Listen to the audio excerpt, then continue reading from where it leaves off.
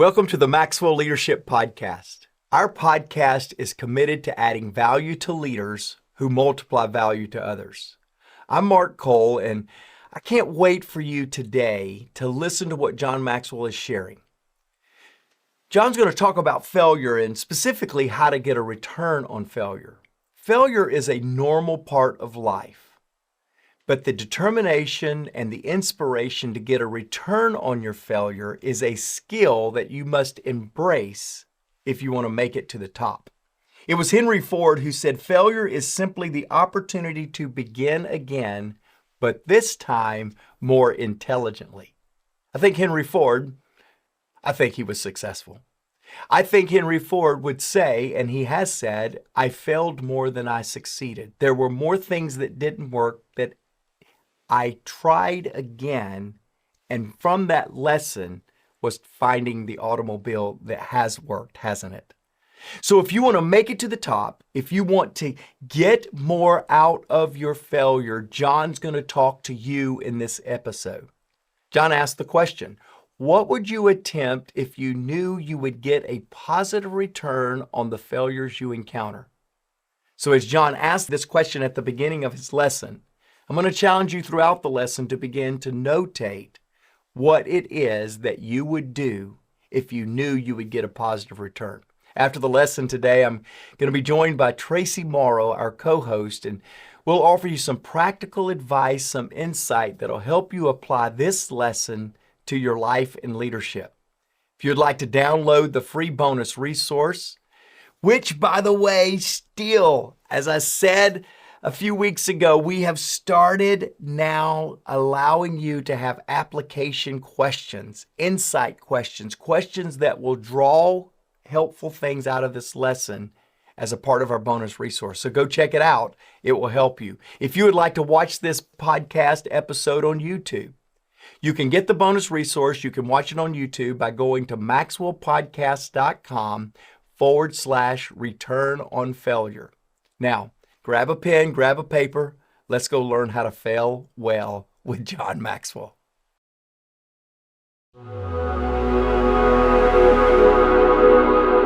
I'm delighted to come to you today, and I'm very excited about what I'm going to share with you because the subject I'm going to talk about, I never hear anyone else bring up. And I think you'll find it fresh. I think you'll find it helpful.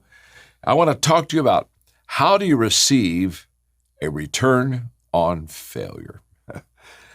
Again, I've never heard anybody talk about getting a return on failure. I've heard them talk about getting a return on your investment. I've heard them talk about getting a return on time, but a return on failure? I mean, how does that work? So what I would like to do today to give you a return on your failure is I would like to ask you a question, and I'm going to teach you how to make it work today. The question is very simple. What would you attempt if you knew that you would get a positive return on the failures that you encountered? I mean, how many projects would we start if we knew, one, we're going to mess up, perhaps, but we're also, when we mess up, we're going to get a positive return out of it. In other words, we're going to turn something that's negative and turn it into a positive, something that was kind of maybe dark and turn it into light. What would happen if we really knew that when we did miss and mess up, that we would really get a positive return out of it? Because I'm here to tell you, just like my name is John and I'm your friend, I am here to tell you today, this is a fact. You can get a return on your failure, and I'm about to share with you right now how to do it. Okay, number one, if we want to return on our failure, we need to keep success and failure together. Now, as I talk about keeping failure and success together, you have to understand that is not the way that we're brought up. Basically, we're taught that we want to succeed, but we don't want to fail. So we put success clear over here to my right, and we put failure clear over here to my left, and we say, never bring them together. Succeed, don't fail. Succeed, don't fail. Well, that's not realistic. Why do I say to you that we need to take success and failure and bring them together? In fact, I can honestly say to you, success and failure belong together. If I'm on a roll and I'm succeeding and I'm doing really well, I need to keep failure close to me so that I consistently have humility within my life.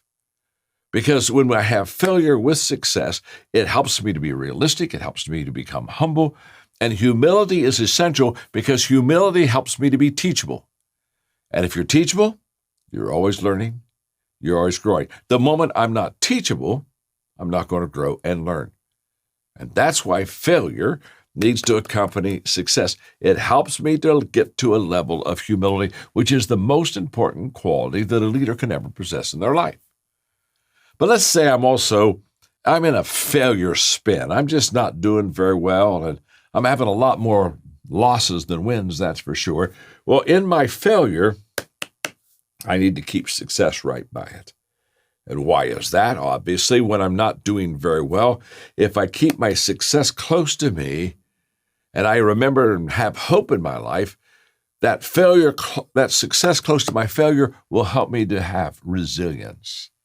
I'll be a resilient person. Now, I'll get back up because I know that I've done well before. So when I put failure with my success, I get humility. When I put success with my failure, I get resiliency. So if you want to return on your failure, keep failure and success together. That's number one. The second thing I would encourage you to do in getting a return on your failure is understand the difference between what I would call good misses and bad misses. When you and I have misses, which we do all the time, we have to ask ourselves, is this a good miss or is this a bad miss? For example, if it's a good miss, even though I didn't, quote, hit the ball, it moves me forward. That's why I wrote the book, Failing Forward. It's a book about how in your failure, you can still move forward in spite of it. Well, if I'm failing forward, if I'm moving forward in my failure, it's a good miss, just like a bad miss moves us backwards. It takes me and now I'm further from my goal than I ever have been before. If I've had a good miss, I make adjustments. I say, wow, okay, I see that now. Well, I'm going to just adjust this area and get on with my life. You see, on good misses, I make adjustments, and on bad misses, I make excuses. In fact, let me just say this. It's easier to go from failure to success than it is from excuses to success. So you have to understand, with good misses, we make changes, we make adjustments. With bad misses, we make excuses. So you want to know the difference between a good miss and a bad miss, and you want to obviously be making good misses. So the third way to get a return on your failure is to embrace hard. And it's essential. It's very essential for you. If we're going to get a return on our failure, we have to have a mental attitude that life is difficult. It is not easy. It's going to take longer than we can ever imagine. It's going to be harder than we ever imagined. So we have to embrace hard if we're going to really succeed and get a return on our failure. The moment that I embrace that life is difficult, it's no longer difficult. Why? Because now my expectations and reality are the same. You see, disappointment is the gap between expectation and reality. If I think life is easy and I find out it's difficult, this space in between, that's all disappointment. If I think that I can be successful quickly and it takes me a longer time, there's this gap of disappointment is the gap between expectation and reality. Now, what happens when pressure comes, and what happens when difficulties are upon us, and what happens when adversity just falls down on us? The tendency for us is for us not to embrace hard, but to resist it by just holding on, just standing still, basically saying, I'm not going to do anything. I don't know what's happening. I'm not sure how long it's going to happen. So the tendency for us is to try to hold our position. Now, you can't hold your position. We're either going forward or going backward. That is life in itself. If you're going to resist and embrace the fact that life is difficult, you're going to have to swim. We're going to have to swim upstream all the time. There are no shortcuts to success. And by the way, there's no secret either. So if you're going to get there, you got to embrace hard, and you have to understand it's uphill all the way. Now, we're learning how to get a return on our failure. We've learned 3 things already. Let me give you the 4th. If you really want to get a return on your failure, anticipate failure. Anticipation influences preparation. How I anticipate something before me determines how much I prepare today. Now this just begins to be absolutely huge. The value of anticipation is that it can get us ready for potential failures. Now, because I anticipate mistakes, failures, losses, misses, I make that early decision that I will keep moving, I will keep adjusting, I will keep believing. And that allows me to get the return on failure, even when I'm not doing well. That continual moving, adjusting, and believing is going to allow me to maximize the return. Okay, number 5, to get a return on failure, I need to develop a process to receive a return on failure. In other words, I have to have a process that I go through that helps me maximize the losses in my life. And by the way, it's a cycle. I call it the success cycle, okay? It's not the success journey. A success journey means I may pass something and never come back to it again. Success cycle means I keep repeating. And there are 5 things that we just continually do.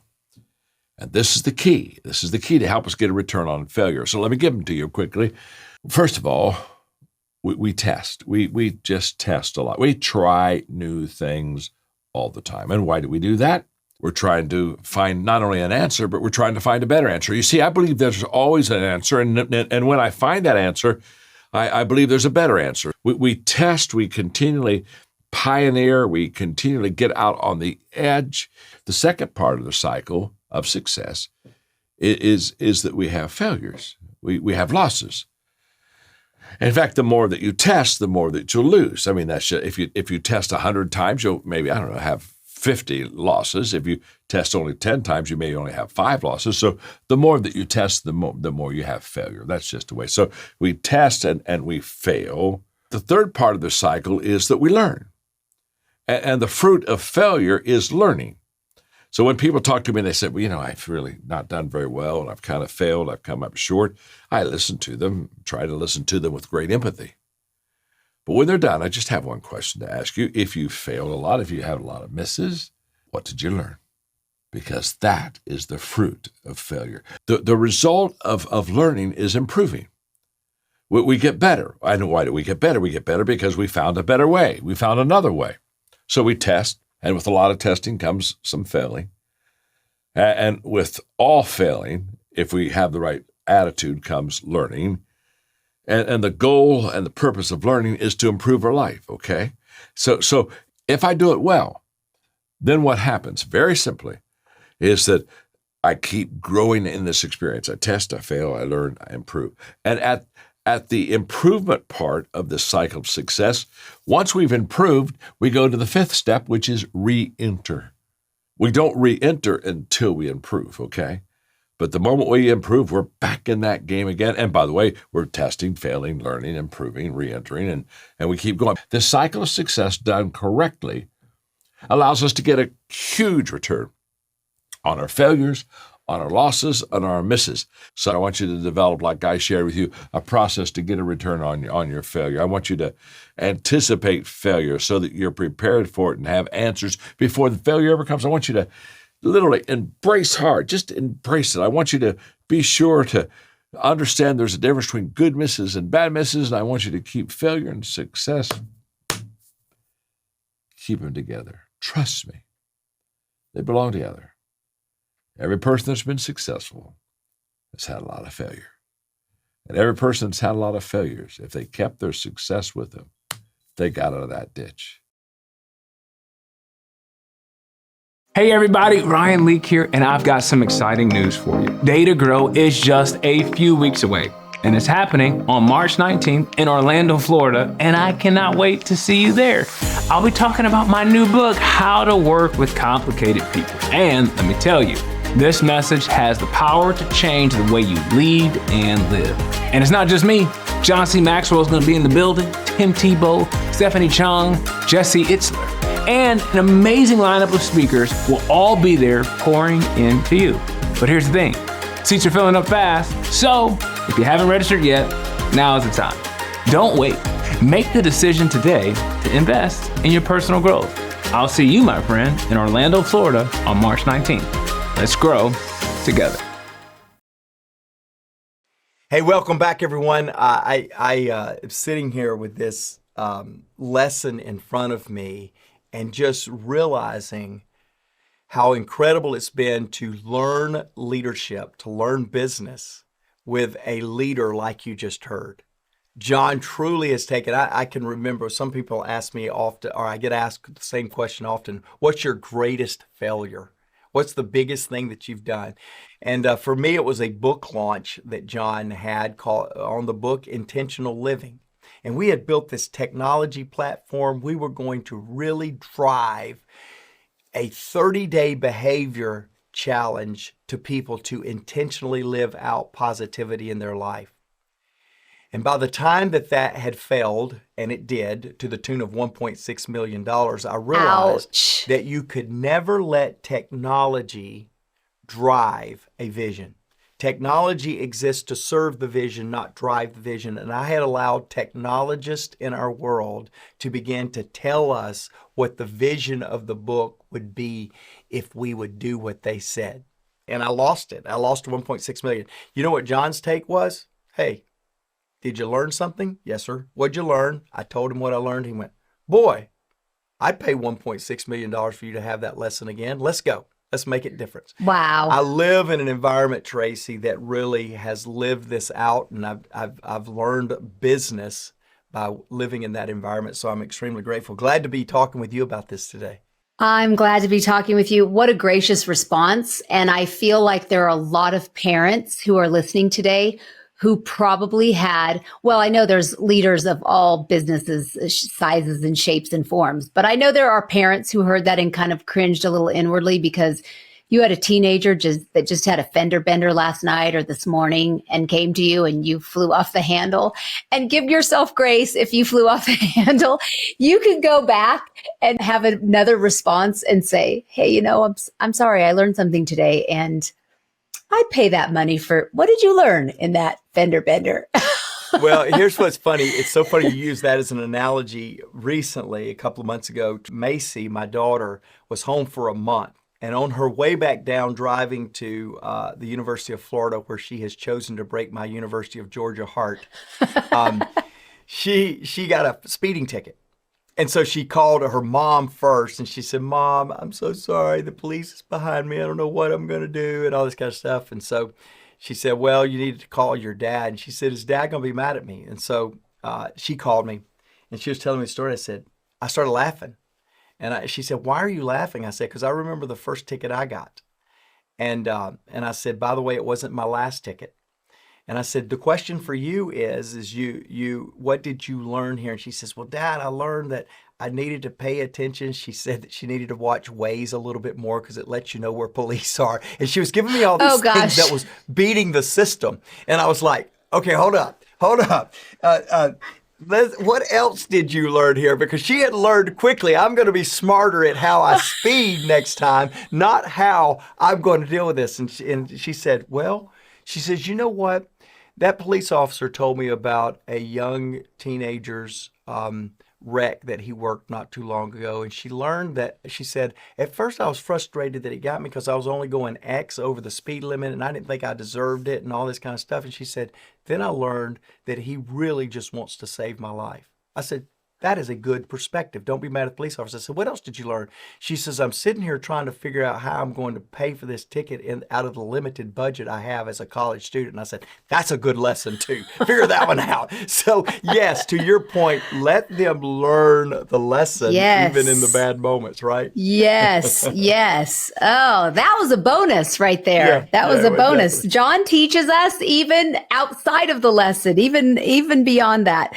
So let's dive right in. And before we even get to his, 5 points, I would love it if we could just define a little bit failure for our audience. So one of the things John says before we jump in on getting a return on failure he talks about what would you attempt if you knew? And that's something that a lot of people say, if you go to any kind of conference or whatever, people will say like, what would you attempt if you knew failure, that you could get a pause. They'll say, what would you attempt if you knew failure wasn't an option? But John, as always, flips it a little bit and says, what would you attempt if you knew you would get a positive return on the failures you encounter? So I would like to ask you, Mark, first of all, if you could just set the tone for getting our mindset for our audience. Sometimes we get into the lesson, but we don't stop to personalize it. What are some of the things to get our audience thinking of their own personal failures that they are kind of shying away from, or that they've been kind of playing it a little too safe?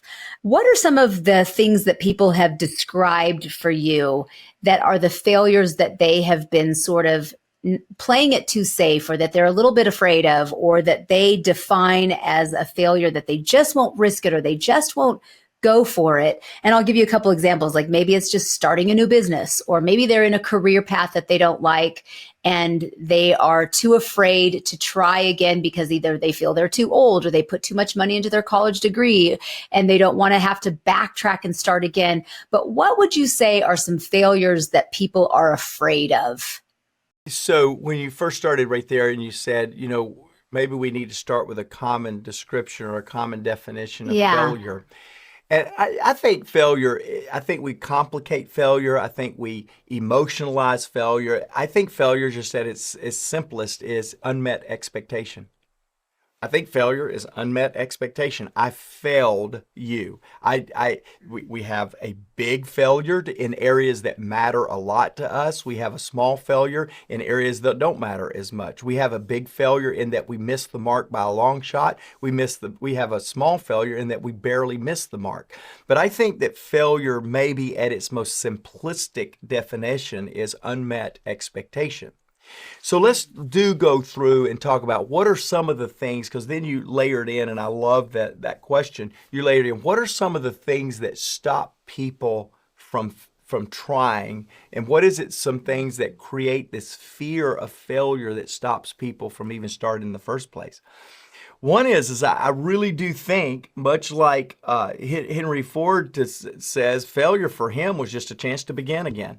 I mean, you know what? Failure to me is just to say, what was my threshold? What was my capacity? What was the opportunity? Failure for others is, hey, this is where my humanity steps up, and this is why I do need a faith in something bigger than me.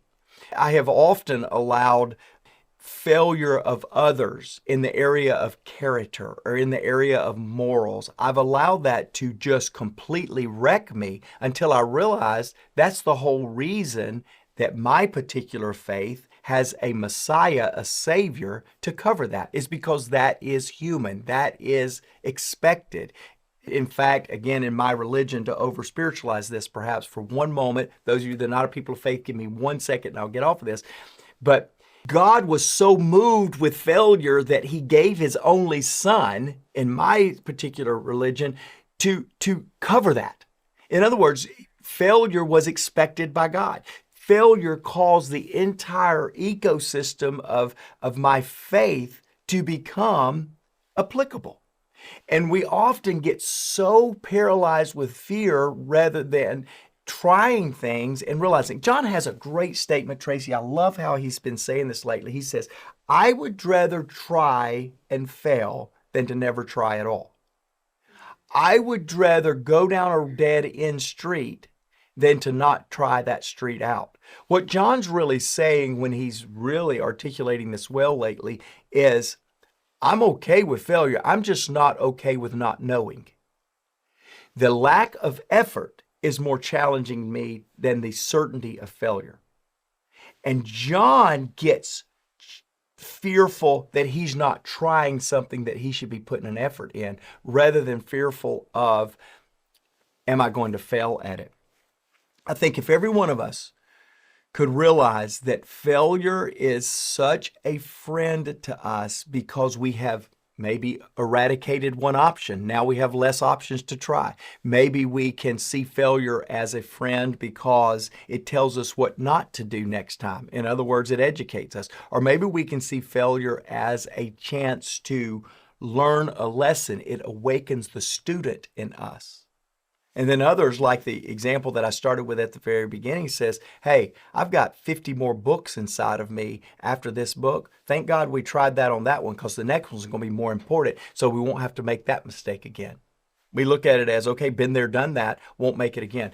Somehow each of us needs to get a friend perspective of failure that allows us to try even though when we have a failure.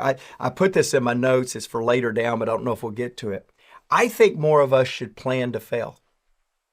Put a plan together that you know you're going to fail, but the question is how much further will I go because I tried something so big there was no way I was going to win? Then how little did I set it so I could ensure success? And I think we need to invert that. That's what John's point is here.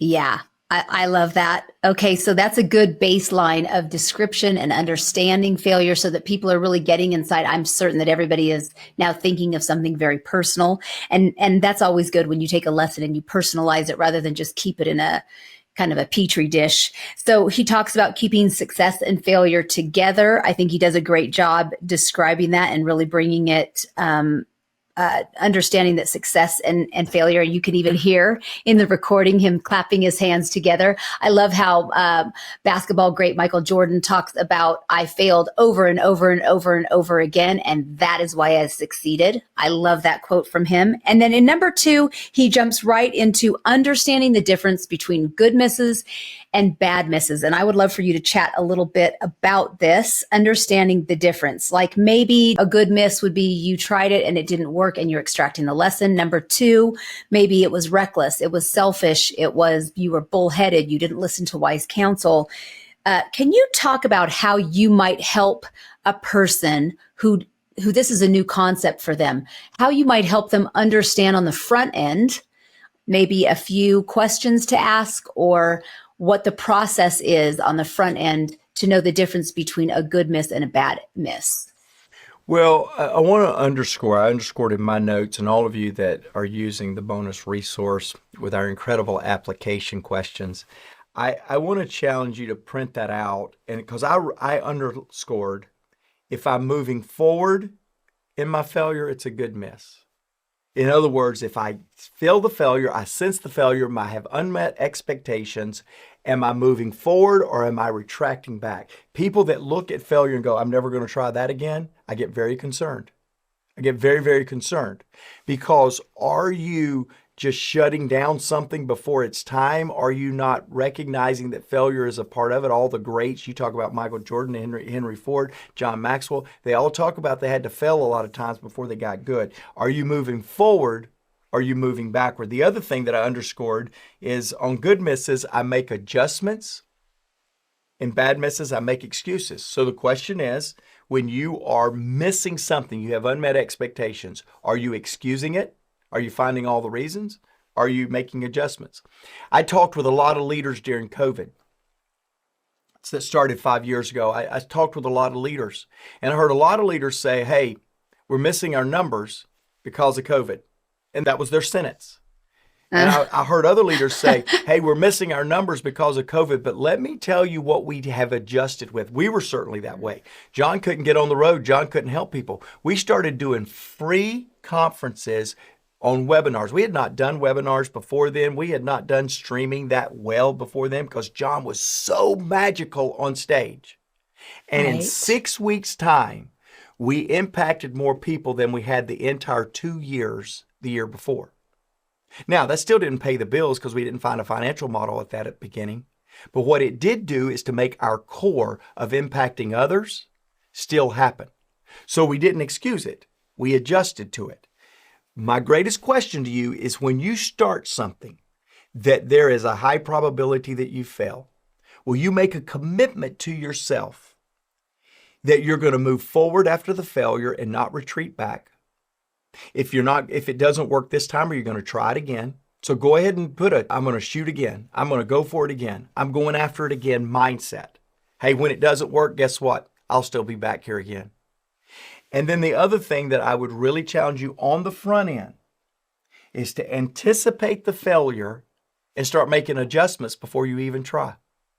Hey, if this doesn't work, this is what I'm going to try. If this doesn't work, this is what I'm going to do. If this person doesn't step up and meet me halfway, I'm going to go 3/4 of a way to show them. And then the next time I'm going to ask them to come halfway. I'm constantly, when I'm trying audacious, big things, I'm constantly already anticipating what I would do if it doesn't work out. And it's always moving forward on how I'm going to respond to failure. When you ask the question, how do I challenge people that are new to this concept? The biggest way I'm going to challenge is, please try something so big there's no way except a God factor that you're going to succeed. There's no way you're going to succeed if something unbelievable, surprising doesn't happen, because I'm trying something so big, I'm shooting for the stars. I love that. I'm taking a note. Sometimes I forget I'm with you, that I'm not just learning. Okay, so moving on to embracing hard. You have said this is something that, interestingly, is something that runs parallel in your life and is running parallel in my life. Joseph, our son, got this from a 6th grade teacher. This is something that you and Stephanie have made a mantra in your own home. Joseph is now almost 21, which is crazy, my son. But embracing hard. And so in this last few weeks, there is a listener of our podcast and a good friend of mine, is a gentleman by the name of John Ward. And he was speaking, giving a lesson in our church. And he said this, he said, perhaps you weren't meant to be saved from this storm. Perhaps God brought you to this storm to prepare you for the next storm. And that, when he was doing a lesson on that, and I just thought, how many times we are so made as creatures of comfort. What are we looking for? And every time we're uncomfortable, we're trying to position things so that we get back to being comfortable. Whether we're hungry, we look for food. Whether we are cold, we're trying to get warm. If we're warm, we're trying to get cool.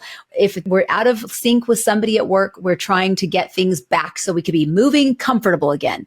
And so this idea of embracing hard goes counter to everything that is inside of us as a human. But as a leader, we have to get comfortable in that hard, because that is where we grow. That is where we find what we are made of. And so I would love when John talks about it's uphill all the way. We've joked about that in podcasts in the past. We hate that he added on all the way. He didn't used to say all the way. And recently he started saying all the way. Leadership is uphill all the way. And so if you could just talk about what you have learned from your hard that you now incorporate into your leadership as you're leading your team to help them understand that hard is not something to be pulled back from, but to embrace. I'm going to use a personal example. I get a lot of feedback that they love you or I, Traci, talk personally. And what you've done for your family with Joseph, your entire family, is just real remarkable. It's hard. Most people wouldn't make that step. And so I think there are lessons from life. We talk about that in our opening monologue always, that we're going to try to give you lessons that will apply to your life and your leadership. And so I have found that from a lot of life, we can learn leadership, and from a lot of leadership, we can improve life. And so I'll give you a quick example to answer your question, and then I'll tell you what I've learned about this. So it's on the personal side. My wife Stephanie and I are privileged, and it's true privilege. It's hard, but it's a privilege to be right now the full care, custody, and control of our 4 grandchildren, all under the age of 11. And I don't need to tell you my age for those of you that are watching YouTube. The gray hair should tell you that I'm in my mid-50s, or maybe that I'm in my mid-70s. It depends on how you look at it. And so it's just a stage of life that we truly thought life was going to be a little bit different. But we're trying to raise a young leader in Macy that is learning the difficulty of leadership in a very sheltered world. We've been very, compared to what I had access to as a kid, and Stephanie had access to even more than me, compared to what we had access to, Macy has access to the universe, and I might have had access to the corner store. I mean, it's a big difference of the favor and the availability to Macy, and we're constantly looking for ways, how do we teach our daughter hard? And so we're in the middle of, as a family, doing this. And so we had a recent family vacation that we gave as a Christmas present to all of our kids and grandkids. And Stephanie and I were already on location. We were going to take this vacation, and our two daughters, the kids' mom, Tori, and then Macy, were going to fly the four kids down, all under 11. Two of them, it was the first flight ever down to where Stephanie and I was. The day of game day, they're getting ready to go on the plane with these four grandchildren. Our oldest daughter got crazy sick, went straight to the hospital from the airport. She dropped the four kids off at the curb of the airport for this 18-year-old, one-semester college kid and said, I can't go. I've got to go to the hospital. Here are the kids. Our youngest daughter calls us. This was exactly what happened. Our youngest daughter calls us and says, Mom, Dad, Tori can't come. I've got the four kids, so I'm headed through the airport with the four kids. I'll see y'all in a little bit. I went, whoa, Macy, you can't do this. She said, Mom, Dad, we were made for hard in our family. I got this. Brought them down. She became the MVP of the family vacation, might I say. This brilliant young leader. Seriously, I'm so proud of her at this moment. Now Way watch to this. go. She repeated back to me what Stephanie and I have said multiple times about we're signed up for hard. Here's the leadership lesson that you asked me for about leadership.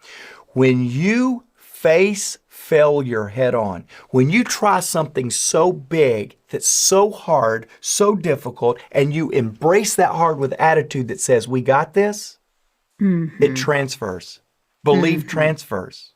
Because John's now talking about getting a return on failure, people are embracing failure and embracing hard things more than they ever had, because we give each other a permission to state something is hard rather than pretend it's not hard. Didn't you and I grow up to say, we don't talk about hard around here. You suck it up. Let's go, Buttercup. We got this thing. Yeah. That's what we're taught. Don't talk about hard. Well, we're now letting our daughter say, no, this is hard. This sucks. I did not expect to do this for my vacation from college. But hey, I was made for this. I got it. There's a belief that happens when you and I embrace hard that becomes multi-generational. And that's what my big takeaway. I love that. Thank you so much for sharing that. Way to go, Macy. I hope Tori is okay. Yeah, she's so much better. Was with her last night. She's doing so good. Wonderful, wonderful. Well, we took up so much time on that one. I just want to land on the last one in developing a process. I think we landed where we needed to land, but I just want to highlight that success cycle and the power of number 3 and number 4, learning and improving. When we are in a time in this world where people get so freaked out by number 2, failing, that they feel like they need to be canceled or that they have lost their opportunity or their right to lead because they failed. This is a generation of canceling leaders who fail in whatever capacity. And I just want to highlight and let you end on it, Mark, and toss it back to you, but highlight the value. No one is discounted. If you choose to take a learning posture, a humble and learning posture to learn from your failure and make things right in that place before you re-enter, really and truly, not cover it up, not pretend it didn't happen. Go to the people, learn and truly improve, and don't re-enter too soon. Talking about that, just talk about that importance of making things right, that you can re-enter and truly have the best season of your leadership ever as a result of learning from that failure. You know, so there's a couple of things you said right there that really grabbed me that I could go another 25 minutes on. Yeah, I know. I think first I would speak to the people that feel like a failure and say, change your perspective. I'm trying to get you to embrace failure and get a return on it, but I never see somebody as a failure. I see what you did as perhaps coming up short. I don't see you coming up short. You're still here. You're still in the game. Let's go. Turn your perspective of making failure personal to making failure just a stepping stone. And often we take a mistake, a challenge, especially in ethical or moral or character issues, and we write ourselves off. And I'm first talking to you that are out there listening to me that are still allowing yesterday's mistakes, yesterday's missteps, stop you from becoming all that you were intended on being. And can you do me a favor? In a very empathetic way, stop it. Don't do that to yourself. It's not true. Failure is not personal. Failure is an opportunity to dust yourself off, and as Henry Ford says, try again more intelligently. I also want to talk to you that are labeling people failure. I know you've been disappointed. Some of you have been extraordinarily disappointed by a moral failure or an ethical failure by a significant other in your life. Can you too get over it? Can you too realize that, yes, there were mistakes happening in your life, perhaps irreparable mistakes? But don't live a fatalist failure mindset, not as a victim or as someone that has imposed that. Let's begin to look at ourselves authentically. We all have unmet expectations in our life. We all are responsible for not meeting the expectation of others in our life. Let's move beyond that and begin to have a mindset that this expectation can be great insight to reaching the expectation the next go round, the next opportunity. I want that for you. You've got to have a growth mentality. What I'd like to do today, because I'm always looking for what's the next step, what's a right next step for you, an application point. And today I feel like it's our 15 Laws of Growth content. John wrote a book, The 15 Laws of Growth. Pick that up. It will help you. We've created an online course. We've dropped that thing 80% off to give it to you for just this week only, for just those of you that's listening to the podcast out there. We'll put all that information in the show note because, again, we're about adding value to you so you can make action to multiply value to others. And that's one of the actions you can take. Hey, Callista listens to our podcast. She listened to the episode. If John Maxwell could spend a day with you, what would that be like? And after listening to that, Callista wrote us a note and says, thank you so much. This is really an educative podcast. Thank you, Callista. Thank you for all of you that listen. We're grateful for you, grateful for this family. Always let us know how we can become better because everyone deserves to be led well.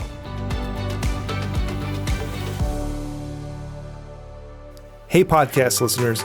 Many of you listening right now would probably love the autonomy that comes with owning your own business or becoming a coach that helps other businesses succeed. Well, we have a phenomenal strategy where you are 100% in control of your own business, earning income on your own terms, and have access to the people, tools, and resources you need to build a thriving leadership development business. When you become a Maxwell Leadership Certified team member, you join a global community of entrepreneurs led by our expert team of mentors and faculty, including John C. Maxwell. You'll also get one of the top leadership certifications in the world next to your name, giving you the boost you need to get started. Visit us online at maxwellleadership.com/join the team to find out more.